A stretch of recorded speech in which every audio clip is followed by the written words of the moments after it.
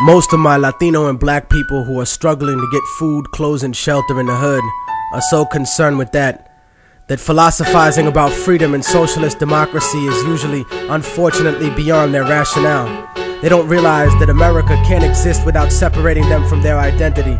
Because if we had some sense of who we really are, there's no way in hell we'd allow this country to push its genocidal consensus on our homelands. This ignorance exists, but it can be destroyed.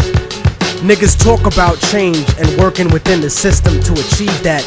The problem with always being a conformist is that when you try to change the system from within, it's not you who changes the system, it's the system that will eventually change you. There is usually nothing wrong with compromising a situation, but compromising yourself in a situation is another story completely. And I have seen this happen long enough in the few years that I've been alive to know that it's a serious problem. Latino America is a huge colony of countries whose presidents are cowards in the face of economic imperialism. You see, third world countries are rich places, abundant in resources, and many of these countries have the capacity to feed their starving people and the children we always see digging for food and trash on commercials. But plutocracies, in other words, a government run by the rich, such as this one, and traditionally oppressive European states, force the third world into buying overpriced, unnecessary goods while exporting huge portions of their natural resources. I'm quite sure that people will look upon my attitude and sentiments and look for hypocrisy and hatred in my words. My revolution is born out of love for my people, not hatred for others. You see, most of Latinos are here because of the great inflation that was caused by American companies in Latin America. Aside from that, many are seeking a life away from the puppet democracies that were funded by the United States. Places like El Salvador, Guatemala, Peru, Colombia, Nicaragua, Ecuador, and República Dominicana. And not just Spanish-speaking countries either, but Haiti and Jamaica as well.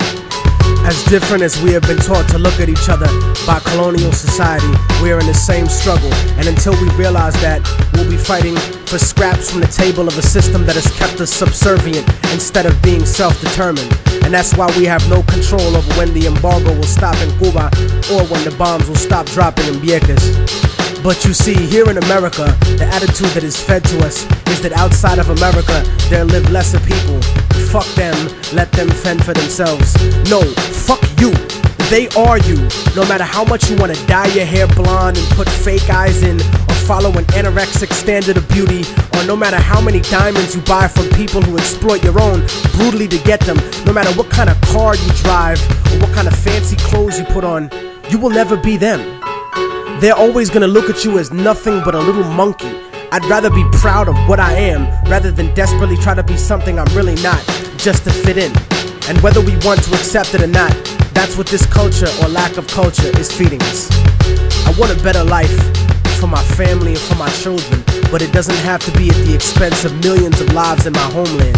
We're given the idea that if we didn't have these people to exploit, that America wouldn't be rich enough to let us have these little petty material things in our lives and basic standards of living. No, that's wrong. It's the business giants and the government officials who make all the real money. We have whatever they kick down to us. My enemy is not the average white man. It's not the kid down the block or the kids I see on the street. My enemy is the white man I don't see. The people in the White House, the corporate monopoly owners, fake liberal politicians, those are my enemies. The generals of the armies that are mostly conservative, those are the real motherfuckers that I need to bring it to. Not the poor, broke, country-ass soldier that's too stupid to know shit about the way things are set up. In fact, I have more in common with most working and middle-class white people than I do with most rich black and Latino people. As much as racism bleeds America, we need to understand that classism is the real issue. Many of us are in the same boat, and it's sinking, while these bougie motherfuckers ride on the luxury liner. And as long as we keep fighting over kicking people out of the little boat we're all in, we're gonna miss an opportunity to gain a better standard of living as a whole. In other words, I don't want to escape the plantation. I want to come back, free all my people, hang the motherfucker that kept me there, and burn the house to the goddamn ground. I want to take over the encomienda and give it back to the people who work the land. You cannot change the past, but you can make the future. And anyone who tells you different is a fucking lethargic devil. I don't look at a few token Latinos and black people in the public eye as some type of achievement for my people as a whole. Most of those successful individuals are just sellouts and house Negroes. But I don't consider brothers a sellout if they move out of the ghetto. Poverty has nothing to do with our people. It's not in our culture to be poor. That's only been the last 500 years of our history. Look at the last 2,000 years of our existence and what we brought to the world in terms of science, mathematics, agriculture, and forms of government. You know, the idea of a confederation of provinces where one federal government controls the states? The Europeans who came to this country stole that idea from the Iroquois League. The idea of impeaching a ruler comes from an Aztec tradition. That's why Montezuma was stoned to death by his own people, because he represented the agenda of white Spaniards once he was captured, not the Aztec people who would become Mexicans. So in conclusion, I'm not gonna vote for anybody just because they black or Latino. They have to truly represent the community and represent what's good for all of us proletariat. Porque si no, entonces te mando pa'l carajo, cabrón, gusano, hijo de puta. Seramos libres pronto.